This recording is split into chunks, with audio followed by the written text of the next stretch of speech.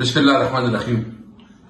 میں آج اس ویڈیو کے ذریعے چیف منسٹر خیبر پختونخوا، آئی جی پی خیبر پختونخوا، چیف سیکرٹری خیبر پختونخوا سے اپنی بات کرنا چاہتا ہوں. چیف منسٹر صاحب، آپ چیف سیکرٹری بھی رہے ہیں اور مجھے امید ہے کہ آپ کوئی 75-80 سال کے اس ایج کے ہوں گے.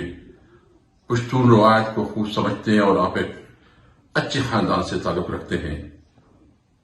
میں صرف اتنا پوچھتا ہوں کہ جو آپ کے دور میں ہم کسی اور کی بات نہیں کریں گے، ہم آپ سے بات کریں گے. آپ چیف سیکرٹری ہے، چیف منسٹر ہے، آپ کی اتھارٹی ہے، آپ چیف ایگزیکٹو ہیں. آپ کے دور میں مسلسل پختون روایات کی پامالی ہو رہی ہے.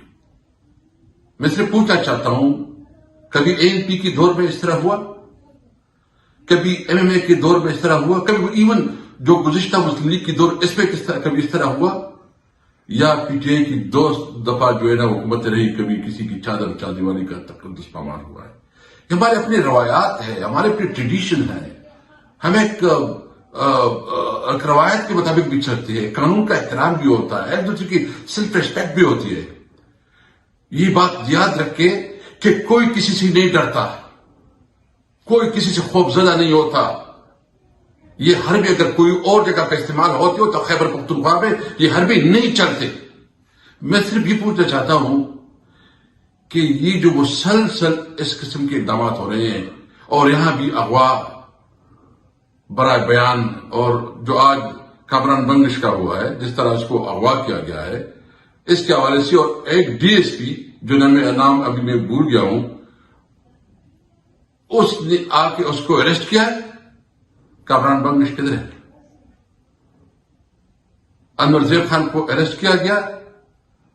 اگر اس کے خلاف کوئی آپ کے پاس کوئی ان کے خلاف کوئی اس قسم کے الزامات ہے یا کوئی اس کے خلاف کوئی FIR ہے تو عدالت میں پیش کریں. ہم تو کسی اور سے نہیں پوچھتے. میں تو DSP سے بات نہیں کروں گا، میں تو چیف منسٹر سے بات کروں گا، چیف سیکرٹری سے بات کروں گا، میں IG سے بات کروں گا کہ یہ روایات پختون کلچر کے مطابق نہیں ہے. اگر ہمارے خلاف میرا بھی گھر پہ آج چھاپا ہوا ہے، دیگر لیڈرشپ کے گھروں پہ چھاپے ہوئے ہیں. میں اس کی شدید مذمت کرتا ہوں اور میں کہتا ہوں کہ اس قسم کے رویوں کو ختم کرو. یہ ہمارے کلچر کو تباہ کرے گا، ہماری سوسائٹی کو تباہ کرے گا. نہ اس سے ڈرنے والے، آپ کو پتا ہے کہ اس کے کیا اثرات ہو سکتے ہیں. اغوا برائے تاوان زوروں پہ ہے، بطخوری زوروں پہ ہے. اس دن جو ایک ہمارا ینگ بچہ جو قتل کیا گیا، یا اس قسم کے اور بھی واقعات ہو رہے ہیں، روزانہ ٹیلی فون کالز آ رہی ہے، اس پہ کتنا آپ لوگوں نے کنٹرول کر دیا کہ آپ سیاسی وکٹمائزیشن کے لیے سب کچھ کر رہے ہیں. نواز شریف کے حوالے سے تو میں کل کروں گا انشاءاللہ تعالیٰ ڈیٹیل میں کہ اس کو کتنا ریلیف مل رہا ہے، کس طریقے سے اس کو لانے کے لیے تمام قانون آئین سب کو جو ہے نا باڑ میں پھینکا جا رہا ہے. اور دوسری طرف عمران خان کی طرف جس طرح اور PTI کی طرف ہو رہا ہے. تو اس سے یہ الیکشن ہے، یہ الیکشن تو نہیں، یہ سلیکشن ہے. اور سلیکشن بھی ایسا نہیں ہے نواز صاحب کو لسٹ دے دو کہ آپ اپوائنٹ کریں کہ کس کو MLA بنانا ہے. اگر الیکشن کرنا ہے تو عوام نے فیصلہ کرنا ہے، اور انشاءاللہ الیکشن آنے دو، عوام فیصلہ کرے گی کہ عوام کس کے ساتھ ہے. باقی میں ڈیٹیل کل کروں گا لیگ اس پہ. لیکن میں چیف منسٹر سے مطالبہ کرتا ہوں کہ کامران بنگش کو امیڈیٹلی پروڈیوس کروائیں. اگر اس کے خلاف کوئی کیس ہے عدالت میں پیش کروائیں.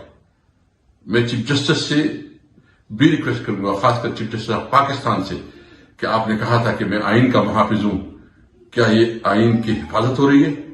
آپ کی ریسپانسبلٹی ہے کہ آپ اپنے شہریوں کو تحفظ دیں. پاکستان زندہ باد.